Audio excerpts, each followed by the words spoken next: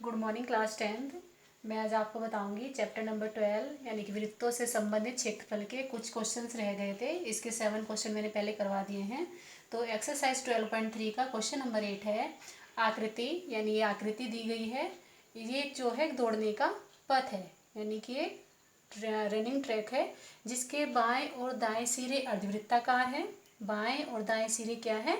अर्धवृत्ताकार है। दोनों आंतरिक समांतर रेखाओं के बीच की दूरी 60 मीटर है, यानी कि जो दो रेखाएं हैं ये इनके जो बीच की दूरी है वो 60 मीटर है तथा इनमें से प्रत्येक रेखाखंड 106 मीटर लंबा है।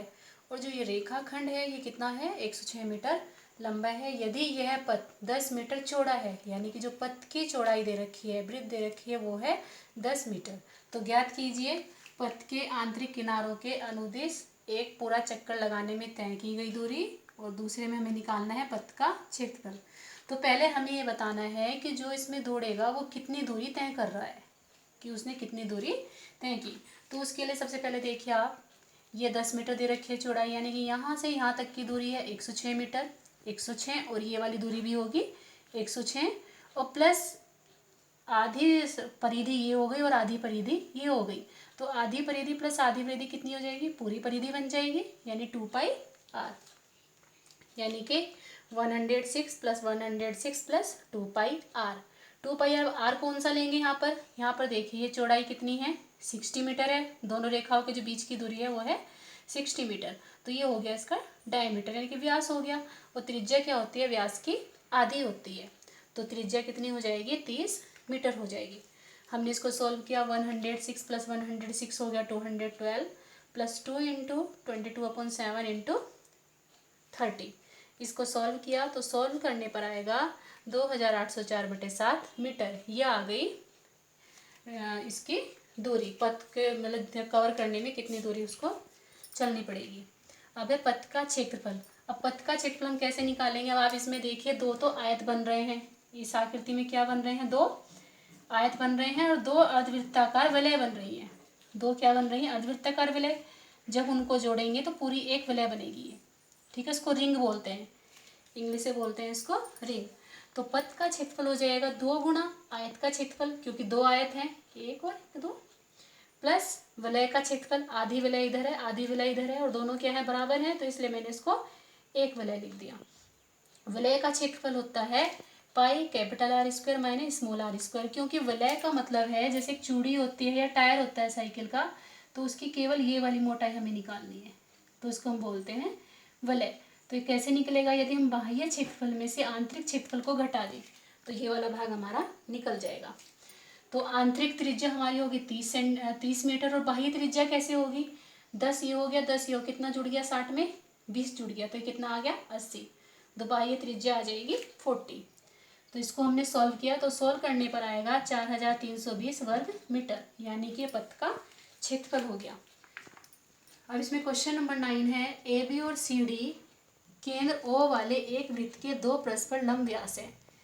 एक वृत्त है, इसके दो व्यास है ए बी और सी डी, और सी डी जो है छोटे वृत्त का व्यास है। मैंने एक छोटा वृत्त बनाया है इसी के अंदर, ये छोटे वृत्त का व्यास है। और ओ ए हमें दे रखा है कितना? 7 सेंटीमीटर, और छायांकित भाग का क्षेत्रफल हमें निकालना है। छायांकित भाग देखिए आप, इसमें क्या क्या है?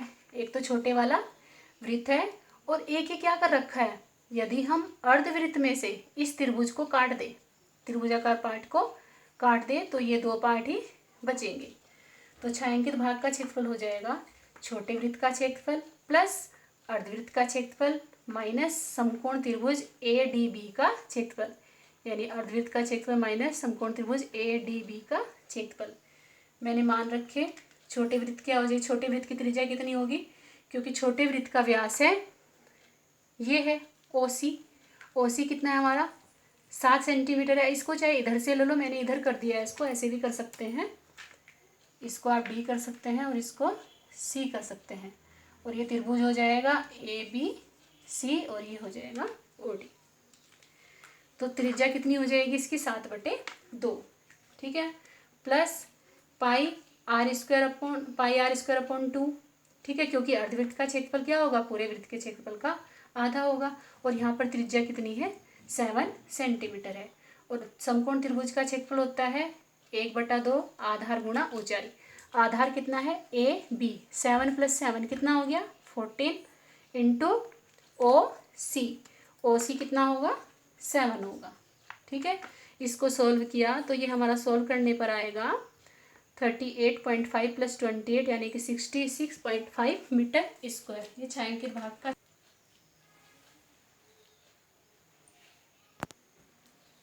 अब ये है क्वेश्चन नंबर 10। एक समबाहु त्रिभुज ABC का क्षेत्रफल, एक समबाहु त्रिभुज ABC का क्षेत्रफल 17320.5 सेंटीमीटर स्क्वायर है। इस त्रिभुज के प्रत्येक शीर्ष को केंद्र मानकर त्रिभुज के भुजा के आधे के बराबर की त्रिज्या लेकर एक वृत्त खींचा जाता है। छायांकित भाग का क्षेत्रफल ज्ञात कीजिए। पहले आप इसका फिगर समझो कैसे ड्रॉ हो रखा है। ये एक समबाहु त्रिभुज है। ठीक है, समबाहु त्रिभुज का जो प्रत्येक कोण होता है वो 60 डिग्री का होता है। अब इसकी जितनी भी भुजा होगी उसकी हमने आधी त्रिज्या लेकर तीनों कोनों पर 3 वृत्त बनाए। तो 3 वृत्त ड्रॉ करने से जो ये स्टार बन रहा है बीच में छायांकित भाग हो रहा है, हमें इसका क्षेत्रफल निकालना है। तो आप थोड़ा माइंड यूज करो कि उसके लिए सबसे पहले हमारे पास क्या होना जरूरी है, त्रिभुज की भुजा। अब त्रिभुज की भुजा नहीं है तो लेकिन क्या दे रखा है हमें, त्रिभुज का क्षेत्रफल। यदि हमें कोई भी अननोन चीज निकालनी होती है तो उसके लिए हमें कुछ ना कुछ दिया हुआ होता है। तो हम ये लेंगे समबाहु त्रिभुज का क्षेत्रफल दिया है। समबाहु त्रिभुज का क्षेत्रफल दे रखा है 17,320.5 सेंटीमीटर स्क्वायर। और फॉर्मूले से निकालो। फॉर्मूले से क्या होता है समबाहु त्रिभुज का क्षेत्रफल, √3/4 इंटू ए स्क्वायर। मैंने मान लिया इसकी भुजा ए है। ठीक है, भुजा का square equal to 17,320.5। A square equal to 4 इधर क्रॉस मल्टीप्लाई में चला जाएगा, √3 कहाँ आएगा नीचे आएगा। √3 का मान गिवन है 1.7205 वैल्यूज रखी। अब यहाँ पर दशमलव के पीछे एक अंक है और यहाँ पे दशमलव के पीछे हैं 1 2 3 4 5 अंक। तो हम क्या करेंगे, ऊपर नीचे दशमलव के पीछे बराबर अंक करेंगे। तो हमें ऊपर कितनी जीरो लगानी पड़ेंगी, एक अंक तो है ऑलरेडी, तो कितनी जीरो लगानी पड़ेंगी 4 लगानी पड़ेंगी। मैंने 5 के पीछे 4 जीरो लगाई तो यहाँ भी पॉइंट के बाद में 5 अंक हो गए और नीचे भी 5 हो गए। तो डेसिमल से डेसिमल कैंसिल हो जाता है इंटू 4। इसको कट किया तो ये आ गया 40,000। जब हम इसका वर्गमूल लेंगे तो 200 सेंटीमीटर आएगा। यानी त्रिभुज की जो भुजा है वो आ गई 200 सेंटीमीटर। अब वृत्त की त्रिज्या क्या हो जाएगी 100 सेंटीमीटर। अब यहाँ पे समबाहु त्रिभुज की भुजा हो गई a बराबर 200 सेंटीमीटर और वृत्त की त्रिज्या हो गई, जो वृत्त हमने कोनों पे खींचे हैं वो हो गई 100 सेंटीमीटर। तो त्रिज्या खंड का क्षेत्रफल निकालेंगे पहले, θ/360 इंटू πr²। इसको सॉल्व किया तो ये आ रहा है 31,400/6। ये एक त्रिज्या खंड का क्षेत्रफल आया है। कितनी त्रिज्या खंड का क्षेत्रफल आया है ये एक का। लेकिन कितने त्रिज्या खंड बने हैं यहाँ पे 1 2 3। तो हम 3 का निकालने के लिए क्या करेंगे, इसमें 3 से मल्टीप्लाई कर देंगे तो यह आ गया 15,700 वर्ग सेंटीमीटर। लेकिन हमें क्या निकालना है, छायांकित भाग का क्षेत्रफल।